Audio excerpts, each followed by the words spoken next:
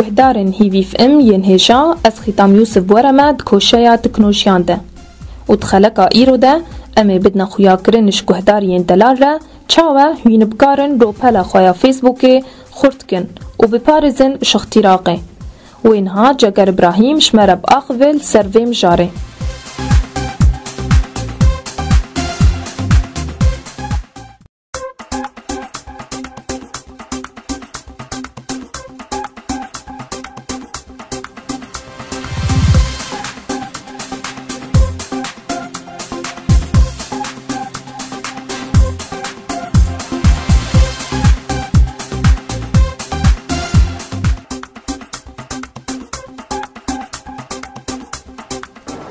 یا اول رقم سریاتا بلا خورد بید، یعنی رقم سری وقتا تا بید خورد که ناو اکی دینه و رقم دینه بلا رقم دریج بین و ناو دریج بی باشه. یا دیجی معلومات تا بلا هر دمی مخفی بین کس نبینه، حتی حواله تا سر فیسبوک جی بلا معلومات تا نظان نبینه جی. وقتا متابعین تا هبن گلک بین ایمیل تا خورده و هنگی متابعین تا زیده بین ایمیل تا خورده دوی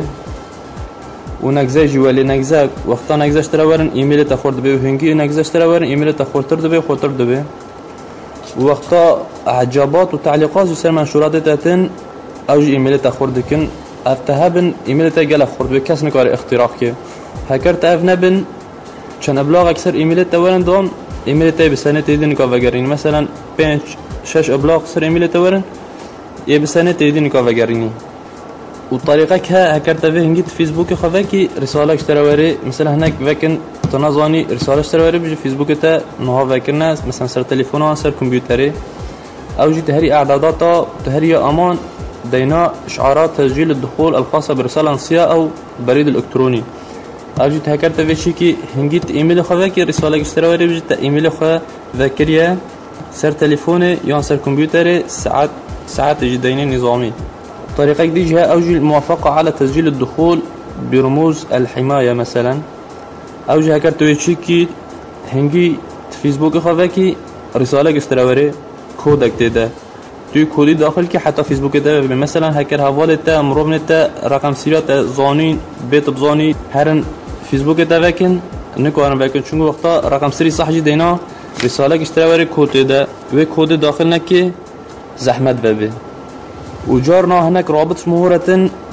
بجي في رابطي وكا فيسبوك كنيه يان اف ايميل تا خورد كي يان صورته يان مقطع فيديو بجي تا ايميل خا ورقم سري خو داخل كه هكر تا ايميل خو او داخل كرن ايميل تا ور سكناندن چونغو اف حمي نراسته نا فيسبوك و نا تشتكه افادفن ايميل تا اشتفدزن يان بسكنينن.